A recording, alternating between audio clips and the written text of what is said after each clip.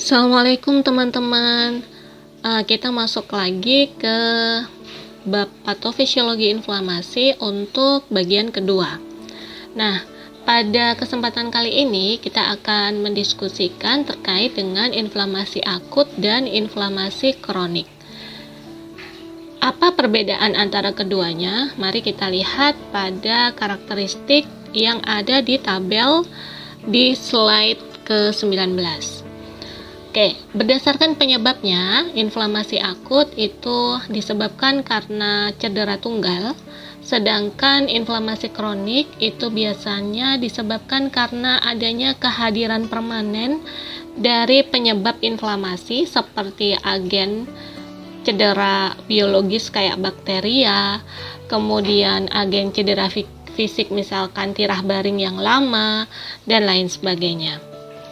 Nah, berikutnya, berdasarkan durasinya, itu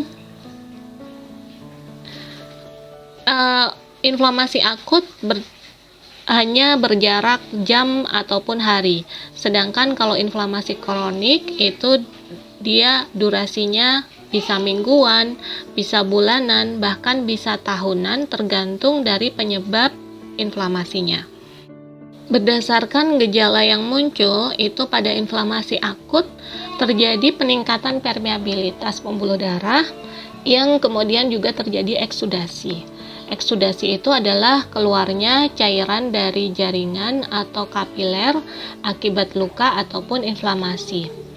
Tetapi pada inflamasi kronik, itu yang terjadi adalah adanya proliferasi fibroblast dan tidak ada eksudasi. Nah, untuk bagian berikutnya adalah komponen penting yang terjadi pada proses inflamasi akut adalah neutrofil dan makrofag. Sedangkan pada inflamasi kronik, komponen yang aktif adalah makrofag, limfosit yang merupakan sistem imun tingkat ketiga, kemudian ada eosinofil. Terdapat juga hiperplasia pada jaringan-jaringan penyambung. Hiperplasia adalah peningkatan jumlah sel. Nah, untuk berikutnya, perbedaannya adalah reaksi yang terjadi, reaksi yang berkorelasi terhadap kejadian inflamasi tersebut. Nah, pada inflamasi akut itu melibatkan trombosit, sedangkan pada inflamasi kronik itu melibatkan respon sistem imun. Inflamasi akut merupakan respon khas dari imunitas non-spesifik atau imunitas alami, yaitu berupa respon cepat terhadap kerusakan sel yang mampu berlangsung dengan cepat juga dalam beberapa jam atau hari, yang mana respon ini dipacu oleh berbagai stimulan seperti benda asing yang masuk ke tubuh, kemudian invasi mikroorganisme, trauma tunggal, atau bahan kimiawi yang berbahaya, faktor fisik maupun faktor alergi. Yang paling khas dari respon inflamasi akut itu adalah kerja dari neutrofil. Seperti yang sudah aku katakan tadi, bahwa inflamasi akut itu bisa dipicu oleh beberapa rangsangan. Contohnya yang pertama adalah infeksi, adanya reaksi alergi, kemudian bisa terjadi trauma tumpul ataupun trauma tajam. Trauma tumpul misalkan kebentur gitu ya, kalau trauma tajam misalnya ketusuk dan lainnya. Kemudian adanya agen fisik dan agen kimia. Misalkan karena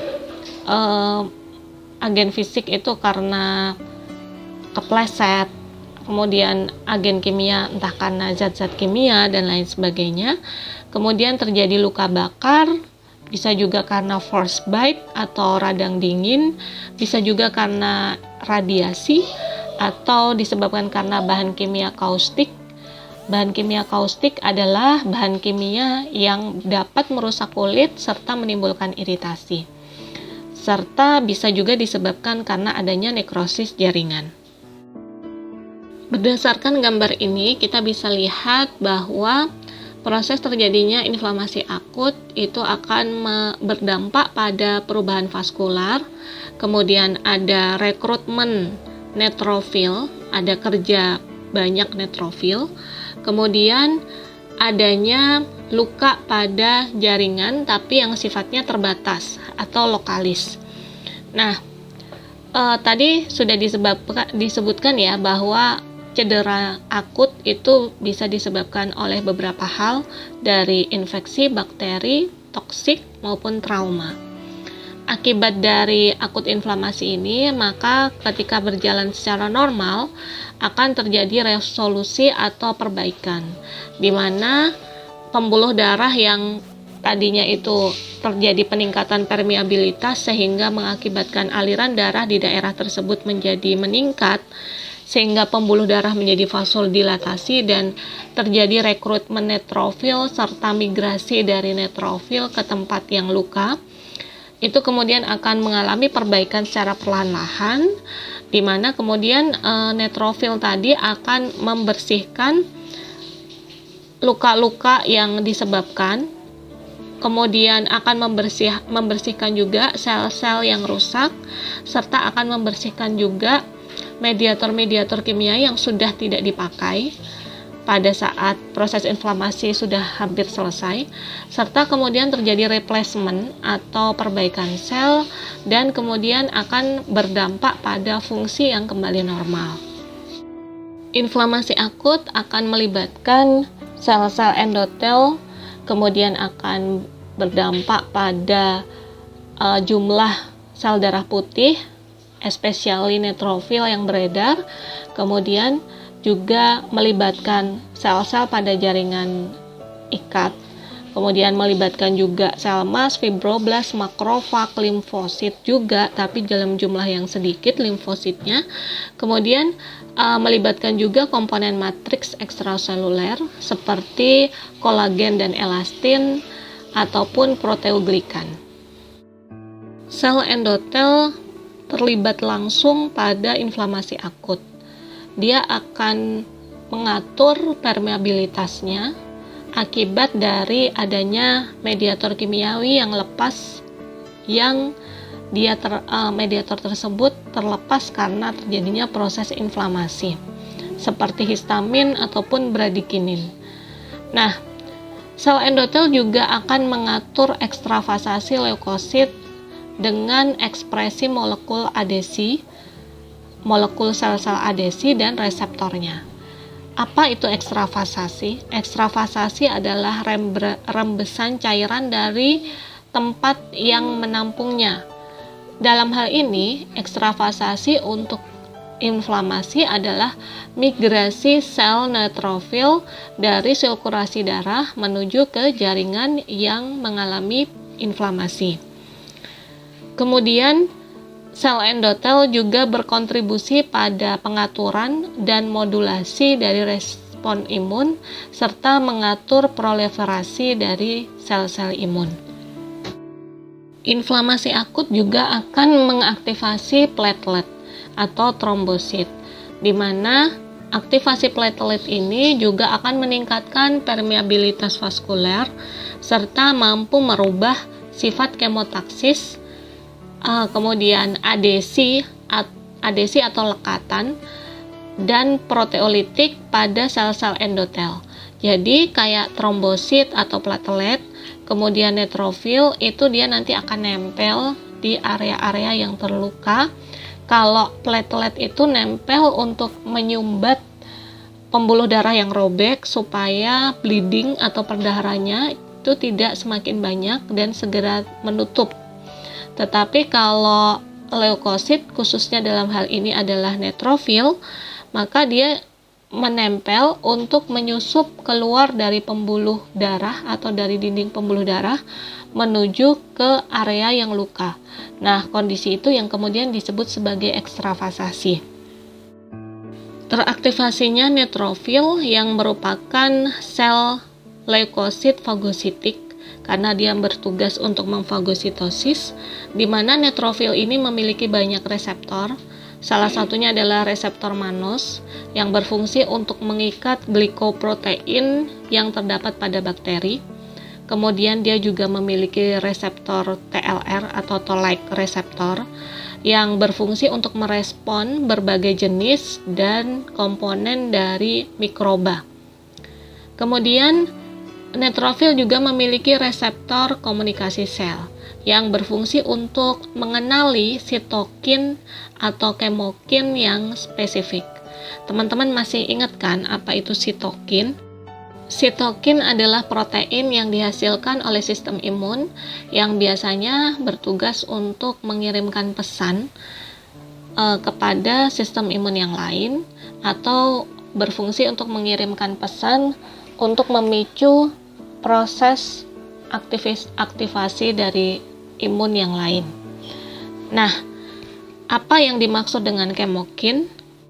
Kemokin sebenarnya merupakan bagian dari sitokin, namun kemokin ini memiliki kemampuan untuk mengirimkan sinyal yang sinyal tersebut menginduksi atau merangsang terjadinya gerakan pada sel-sel tertentu. Jadi akan menginduksi gerakan kemotaksis. Neutrofil juga memiliki reseptor komplement, yang mana reseptor komplement ini berfungsi untuk mengenali fragmen komplement yang terdegradasi yang disimpan pada permukaan mikroba.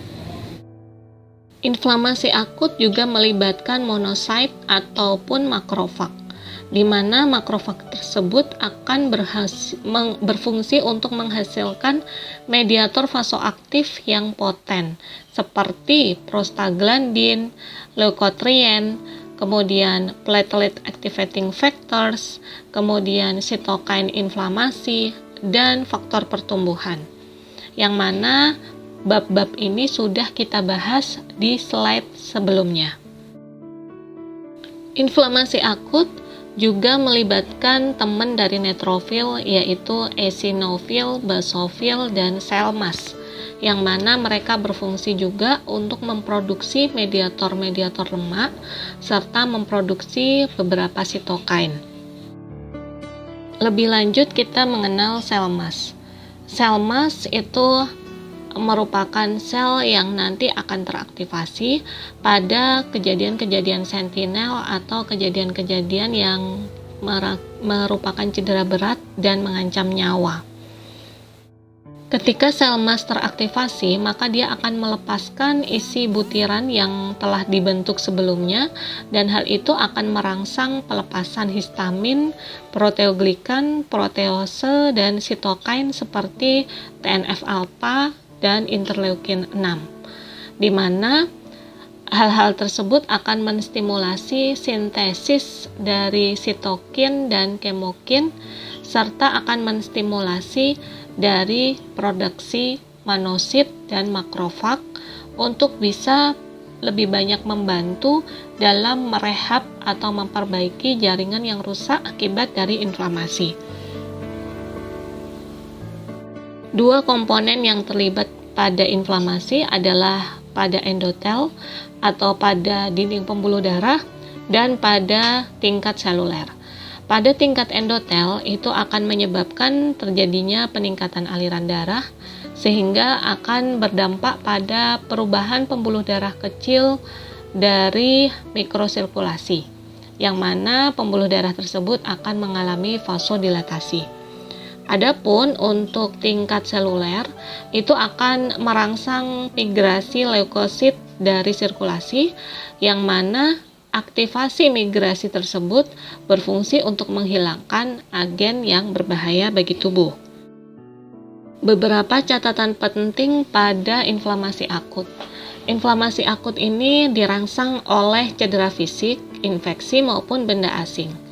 Yang kedua, adanya aktivitas dari makrofag dan sel mast, utamanya sel mast ini akan teraktivasi pada cedera yang berat dan beresiko untuk mengancam nyawa. Kemudian ada respon vaskular seperti terjadinya pelebaran pembuluh darah, yaitu vasodilatasi, adanya kontraksi endotel dengan cara meningkatkan permeabilitasnya, serta adanya eksudasi dari plasma. Berikutnya, catatan penting dari inflamasi akut adalah teraktivasinya neutrofil, di mana neutrofil ini akan melakukan kegiatan seperti marginasi, kemudian dia akan bermigrasi. Nah, ending dari neutrofil adalah fagositosis, yaitu penghancuran dari benda asing yang membahayakan tubuh. Kemudian terjadinya respon leukosit yang akan berdampak pada adanya rasa sakit ataupun adanya penurunan fungsi. Penyebab rasa sakit dan penurunan fungsi itu yaitu melalui prostaglandin. Nah, apabila akut inflamasi ini sudah membaik, maka akan muncul resolusi komplit atau perbaikan, yang mana apabila perbaikan ini tidak tertangani dengan baik, maka dia akan berkembang menjadi fibrosis, pembentukan skar atau jaringan parut, kemudian pembentukan abses, yang apabila tidak tertangani dengan baik juga, itu akan berkembang menjadi peradangan kronik. Berikut adalah beberapa outcome dari inflamasi akut, yaitu perbaikan sel, di mana perbaikan itu tidak terjadi secara sempurna. Ada yang disebut sebagai abses. Abses itu merupakan sekumpulan nanah yang terkumpul pada satu titik pada bagian tubuh tertentu. Kalau misalkan teman-teman tahu bisul, itu yang kemudian kita sebut sebagai abses. Berikutnya adalah ulcer atau ulkus. Ulcer atau ulkus adalah lubang atau peradangan terbuka yang muncul pada lapisan kulit atau lapisan organ di dalam perut. Nah, ulkus ini jauh lebih berat dibandingkan abses. Berikutnya adalah fistula. Fistula merupakan saluran yang terhubung secara tidak normal di antara dua rongga tubuh yang seharusnya terpisah. Cara membuangnya itu bisa dengan dioperasi. Terakhir adalah skar atau jaringan parut, merupakan sebutan untuk luka-luka yang timbul biasanya pasca operasi, atau mungkin bekas cacar air, atau kemungkinan terkena knalpot panas, atau akibat dari menggaruk kulit yang terlalu berlebihan.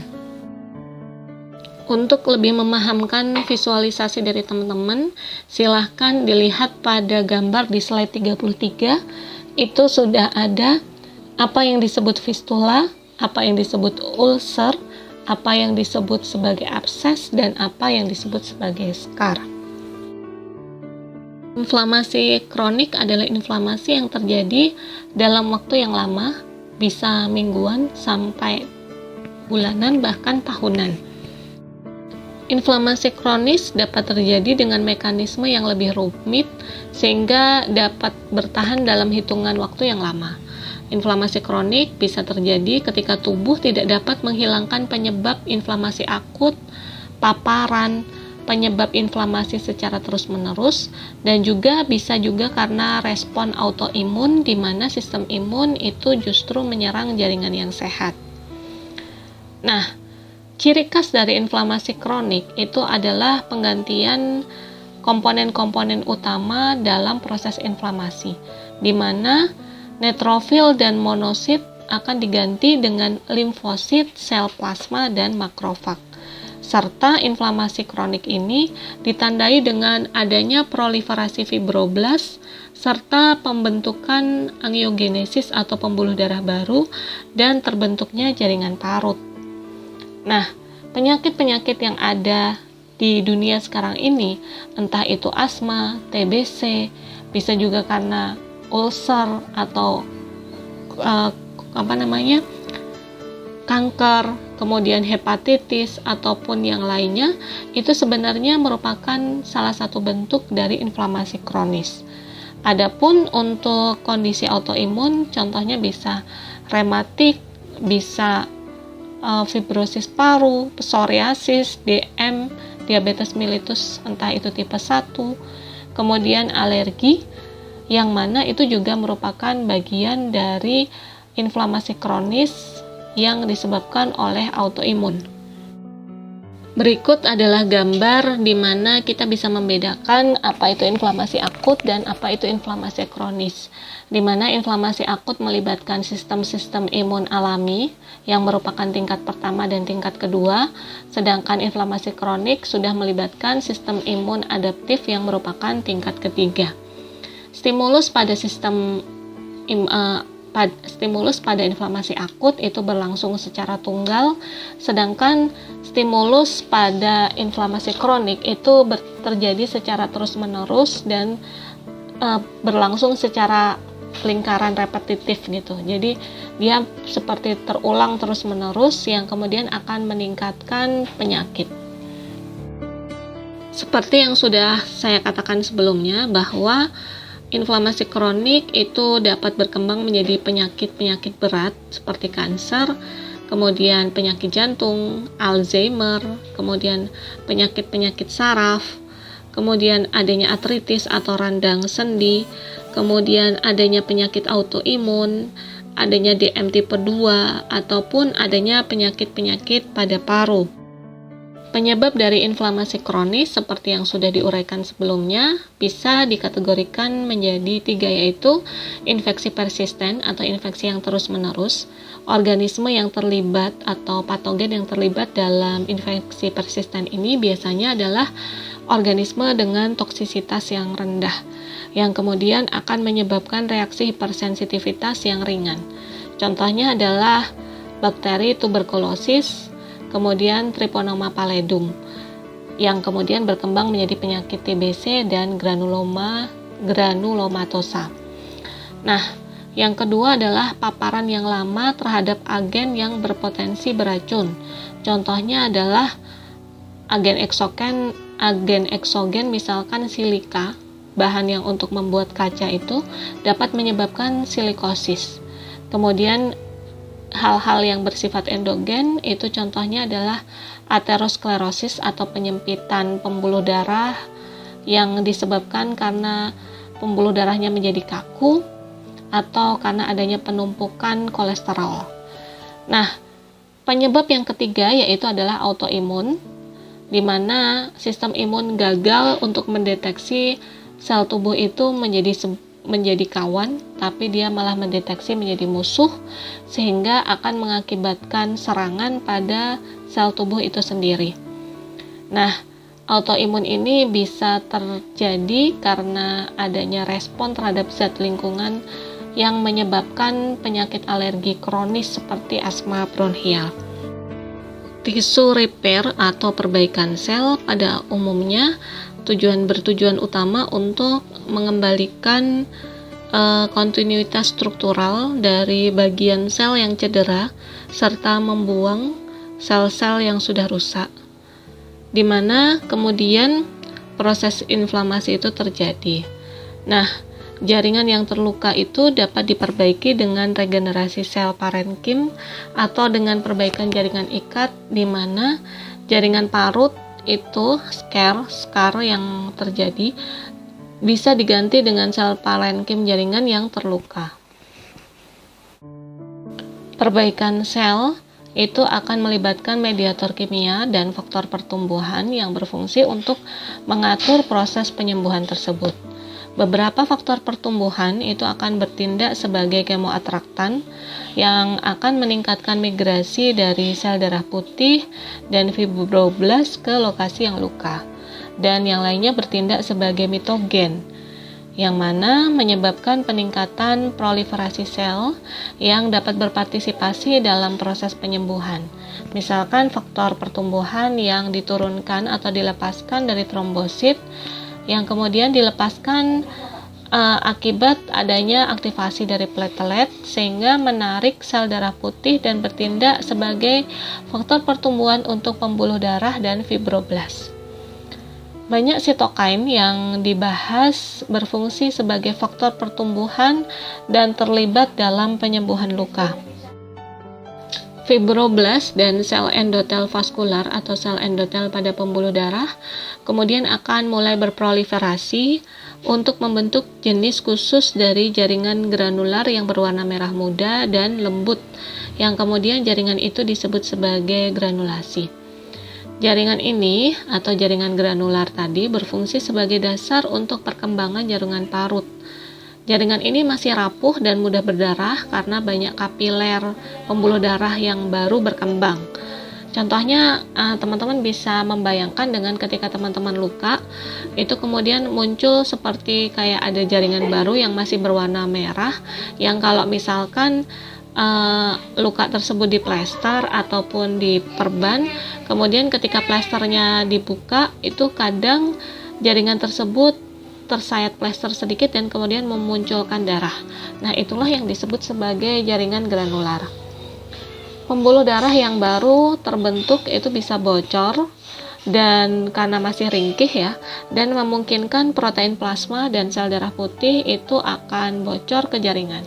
Itulah sebabnya kenapa pada orang yang luka pada proses penyembuhannya itu terkadang muncul ada rembesan warna kekuningan dari yang tampak di perbannya, itu karena disebabkan adanya kebocoran protein plasma. Nah, protein plasma itu kan berwarna kuning agak jernih gitu, seperti itu. Jadi itu sebenarnya tidak masalah gitu. Yang perlu diperhatikan adalah kebersihan dari luka tersebut, sehingga kalau misalkan balutannya sudah kotor ya memang harus dibersihkan sesegera mungkin.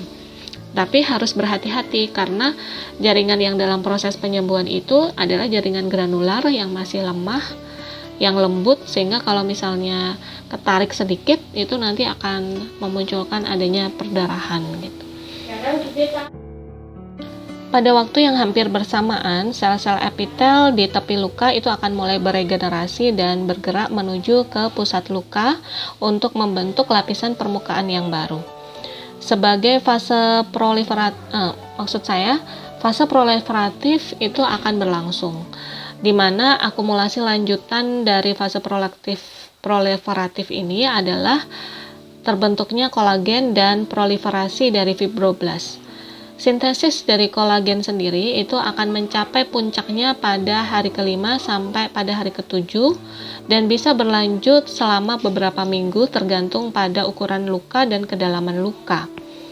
Nah, pada minggu kedua itu rata-rata sel darah putih sebagian besar telah meninggalkan daerah tersebut, maka mengakibatkan udem itu telah berkurang dan luka itu akan mulai memucat saat pembuluh darah kecil itu menjadi trombosis atau berdegenerasi, sehingga mulailah terbentuk kulit yang sudah kuat, tidak seperti pada saat terbentuknya jaringan granular.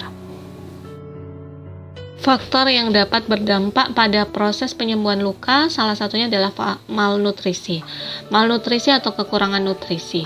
Jadi kekurangan protein itu dapat memperpanjang fase penyembuhan dari inflamasi dan akan mengganggu proliferasi dari fibroblast. Akan mengganggu juga sintesis dari kolagen dan matriks protein serta menghambat terbentuknya angiogenesis atau pembentukan pembuluh darah baru, serta akan menghambat atau memperpanjang remodeling dari luka. Karbohidrat sendiri itu dibutuhkan sebagai sumber energi bagi sel darah putih. Sedangkan lemak sendiri itu dibutuhkan untuk sintesis sel-sel yang baru. Vitamin A dan vitamin C sendiri telah terbukti memainkan peranan penting dalam proses penyembuhan. Seperti vitamin C itu diperlukan untuk sintesis kolagen, sedangkan vitamin A itu berfungsi dalam merangsang dan mendukung epitelisasi, pembentukan epitel-epitel, kemudian pembentukan kapiler, dan juga membantu dalam sintesis kolagen. Vitamin B adalah kofaktor yang penting dalam reaksi enzimatik yang akan berkontribusi pada proses penyembuhan luka. Vitamin K sendiri juga memainkan peran yang tidak langsung dalam penyembuhan luka, yaitu dengan cara mencegah terjadinya bleeding disorder atau gangguan perdarahan. Faktor kedua yang mempengaruhi penyembuhan luka yaitu aliran darah dan oksigenasi. Masalah kesehatan yang sudah ada sebelumnya itu perlu ditindaklanjuti lebih dalam, misalkan apakah ada gangguan pada penyakit arteri atau ada gangguan pada vena. Kenapa? Karena oksigen molekular itu dibutuhkan untuk sintesis kolagen. Kekurangan oksigen akan mengakibatkan pembentukan kolagen itu menjadi tidak stabil, kemudian akan menyebabkan jaringan menjadi iskemik atau kekurangan oksigen, sehingga jaringan tersebut akan menjadi lebih sering untuk terinfeksi. Selain itu, neutrofil maupun makrofag yang berada di jaringan yang luka tersebut membutuhkan oksigen untuk menghancurkan mikroorganisme. Oke teman-teman, kiranya itu dulu yang bisa saya share dalam kesempatan hari ini. Jangan lupa tolong disimak untuk video tentang animasi dari proses inflamasi untuk lebih memperjelas visualisasi dan pemahaman dari teman-teman. Untuk videonya nanti saya akan sertakan URL-nya. Video animasi itu sudah dilengkapi dengan penjelasan dengan berbahasa Indonesia yang memudahkan teman-teman untuk memahami. Terima kasih, semoga ilmu yang kita diskusikan, kita bagi pada hari ini bermanfaat. Jangan lupa untuk like, share, and comment supaya menjadi jauh lebih baik dari sebelumnya. Terima kasih, see you next time. Assalamualaikum warahmatullahi wabarakatuh.